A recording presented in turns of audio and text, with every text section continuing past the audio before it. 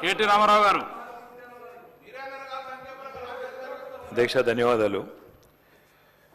మీరు ఒక మాట అన్నారు అధ్యక్ష, ఇప్పుడే 5 నిమిషాలు మాట్లాడండి, చాలామంది సభ్యులు మాట్లాడాలని. ఈరోజు నిజంగానే ఇప్పుడు మా ప్రశాంత్ రెడ్డి గారు చెప్పినట్టు ఇవాళ సభ స్ఫూర్తే ఎవరెంతో వారికంత అన్నదాని మీద. కాబట్టి మా సభ్యుల సంఖ్య 38. మరి 38కి అనుగుణంగా ఇవ్వాలి కానీ 5 నిమిషాలు 2 నిమిషాలు అని మాట్లాడడం కానీ, లేకపోతే ఎందుకంటే వాళ్ళకేమో ఇష్టం వచ్చినట్టుగా ఇచ్చి మరి ఇటువైపు మాట్లాడితే బాగుండదు అధ్యక్ష.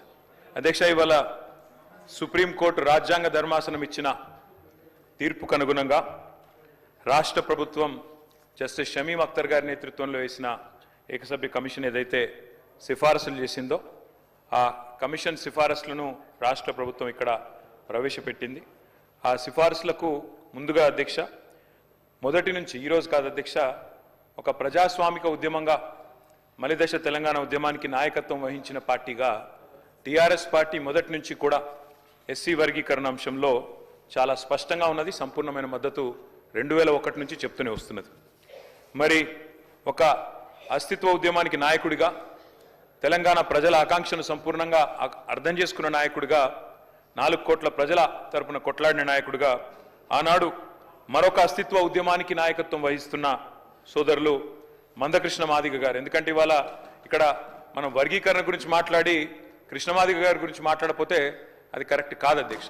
తప్పకుండా ఈ సభ కృష్ణమాదిగ గారికి, అదేవిధంగా వారితో పాటు పోరాడి అసూలు బాసిన అమరులకు కూడా మనం తప్పకుండా వారిని గుర్తు చేసుకోవాలని చెప్పి కూడా చెబుతూ, ఆనాడు ఎంఆర్పిఎస్ కానీ, తర్వాత టీఎంఆర్పిఎస్ కానీ, ఇతర సంఘాలు కానీ, ప్రజా సంఘాలు కానీ, సంస్థలు, వ్యక్తులు వారు చేసిన ప్రతి పోరాటానికి ఆనాడు కేసీఆర్ గారు ఉద్యమ నాయకుడిగా అండగా నిలబడ్డారు. ఆ తర్వాత 2014వ సంవత్సరంలో తెలంగాణ రాష్ట్రం ఏర్పడ్డ తర్వాత ముఖ్యమంత్రిగా అధ్యక్ష ఇప్పుడేదో ప్రభుత్వం నుంచి ఏదో చెప్పే ప్రయత్నం చేసినారు. మేమేదో వర్గీకరణ విషయంలో వారేదో పోరాడితే మేము చిత్రీకరించే ఒక కుయుక్తిని కొంత ప్రయత్నం చేశారు ప్రభుత్వం. మీరు పాజిటివ్ దృక్పథంతో అడిగితే పాజిటివ్ సజెషన్స్ చెప్తాం అధ్యక్ష, కానీ వాస్తవాలను మార్చలేరు, ఎందుకంటే ఇది అసెంబ్లీ రికార్డు. అధ్యక్ష, 2014-29 నవంబర్ సరిగ్గా కేసీఆర్ గారు నిరాహార దీక్ష కూర్చున్న రోజు తర్వాత 5 సంవత్సరాల తర్వాత, ఆ రోజు ఆ దీక్షా దివస్ సందర్భంగా ఇదే శాసనసభలో గౌరవ ముఖ్యమంత్రిగా కేసీఆర్ గారు ఆనాడు ఈ వర్గీకరణ అంశానికి సంబంధించి తీర్మానాన్ని ప్రవేశపెట్టారు అధ్యక్ష. ఆ తీర్మానాన్ని నేను చదివి కూడా వినిపిస్తాను.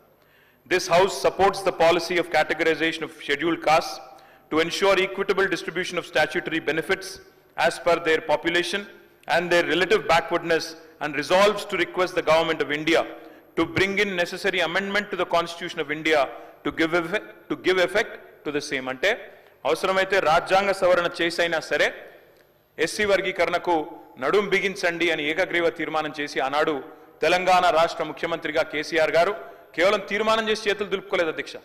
ఇక్కడి నుంచి ముఖ్యమంత్రిగా, ఆనాడు ఉప ముఖ్యమంత్రిగా నాకు గుర్తున్నంత వరకు కడియం శ్రీహరి గారు ఉన్నట్టున్నారు. ఇద్దరు కూడా కలిసి ఆనాడు అప్పటి ప్రధానమంత్రి నరేంద్ర మోడీ గారిని కలిసి ఎస్సీ వర్గీకరణ విషయంలో ఇది మా ప్రభుత్వం చిత్తశుద్ధి అంటూ ప్రధానమంత్రికి నేరుగా ఆ తీర్మానం కాపీని కూడా తీసుకుపోయి అందించిన ఘనత మా నాయకుడు కేసీఆర్ గారు అధ్యక్ష.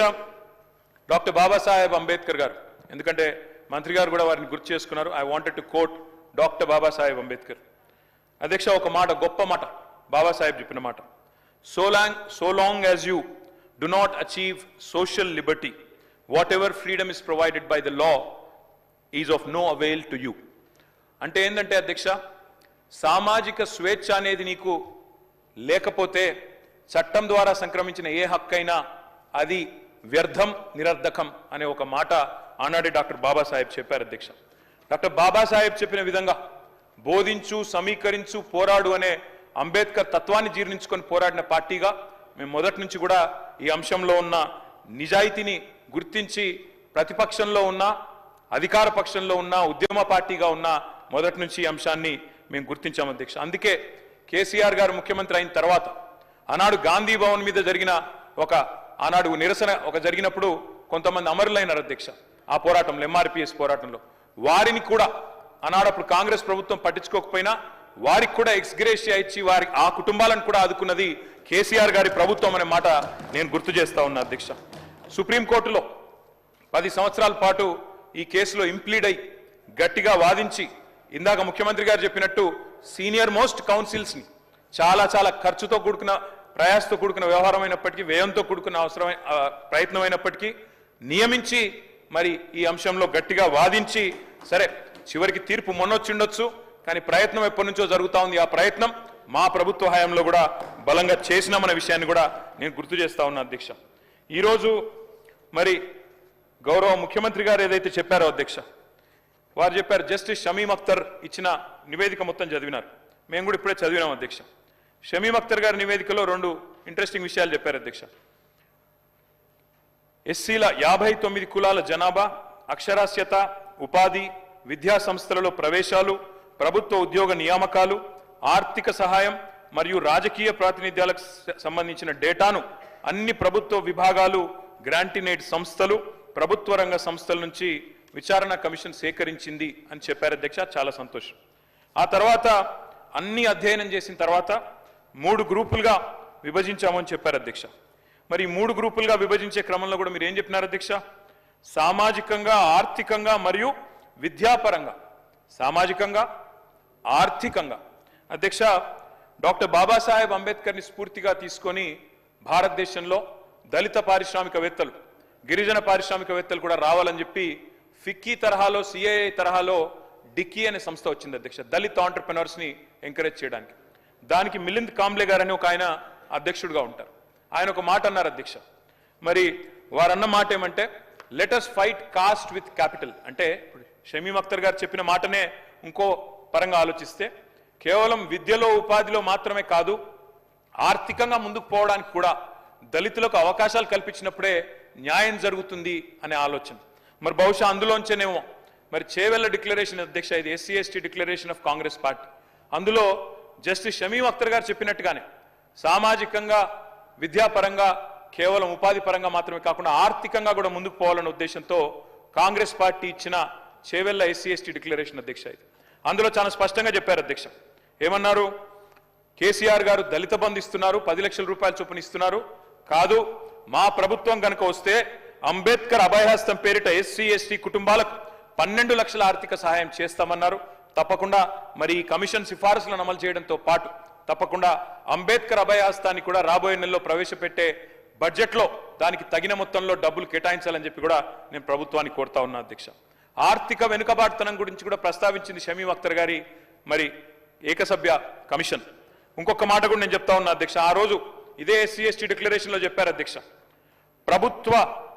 ప్రభుత్వ ప్రొక్యూర్మెంట్లో అంటే కాంట్రాక్ట్లలో, అన్ని కాంట్రాక్ట్లలో, సివిల్ వర్క్లలో ఎస్సీలకు 18%, ఎస్టీలకు 12% రిజర్వేషన్లు కూడా ఇస్తాము అని చెప్పి కూడా మరి చేవెళ్ల ఎస్సీ ఎస్టీ డిక్లరేషన్ లో చెప్పారు అధ్యక్ష. ఎందుకంటే let us fight cost with capital అన్నప్పుడు మరి కేవలం విద్యలో, ఉపాధిలో కాకుండా ఆర్థికంగా కూడా ముందుకు పోవాలంటే ఈ వెసులుబాటు కల్పించాలి. కాబట్టి తప్పకుండా ప్రభుత్వం ఈ 18%, 12% ఎస్సీ ఎస్టీలకు ప్రొక్యూర్మెంట్లో, ఎందుకంటే మొన్ననే నేను చూసిన అధ్యక్ష, చాలా కాంట్రాక్టులు పిలుస్తా ఉన్నారు రాష్ట్రంలో. మరి అందులో ఈ 18%, 12% ఎప్పటి నుండి ఇస్తారో, ఎప్పటి నుండి అమలు చేస్తారో, ఆర్థికంగా ఎస్సీ ఎస్టీలు కూడా ముందుకు పోవాలంటే మీ మల్లికార్జున్ ఖార్గే గారి చేతిలో ప్రవేశపెట్టబడ్డ ఈ ఎస్సీ ఎస్టీ డిక్లరేషన్ ఎప్పటి నుంచి అమలు మొదలు పెడతారో కూడా ప్రభుత్వం చెప్పాలని చెప్పి నేను కోరుతా ఉన్నా అధ్యక్ష. అధ్యక్ష, ఇంకొక మాట కూడా చెప్పాలి అధ్యక్ష. ఇవాళ 2 ప్రధానమైన సామాజిక వర్గాలు, ఇటు దళితులు వర్గీకరణ విషయంలో మొదటి నుంచి స్వాగతిస్తున్నాం, ఈరోజు నివేదికను కూడా తప్పకుండా స్వాగతిస్తాం. కానీ మరొక వైపు బలహీన వర్గాలు, 61% ఉన్న బలహీన వర్గాలకు సంబంధించి కూడా ఈరోజు శాసనసభలో ప్రభుత్వం ఒక స్టేట్మెంట్ ఇచ్చింది అధ్యక్ష. మేము బలహీన వర్గాల విషయంలో మాత్రం ఇవాళ మా శాసనసభ్యులు 38 మంది ఉన్నాం అధ్యక్ష. చాలా మంది ప్రిపేర్ అయినారు.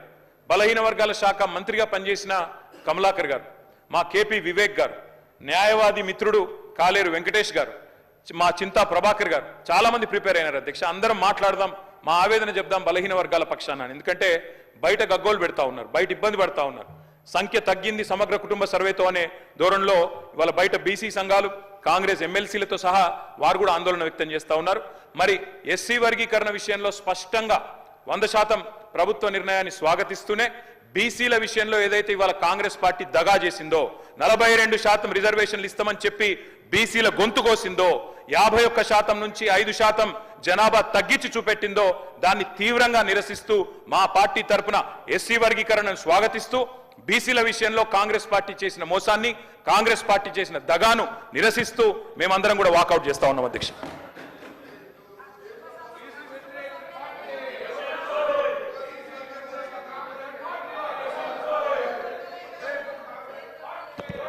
గౌరవ మంత్రి గారు సార్ అధ్యక్ష, ఇప్పుడే గౌరవ ముఖ్యమంత్రి గారు మా మంత్రి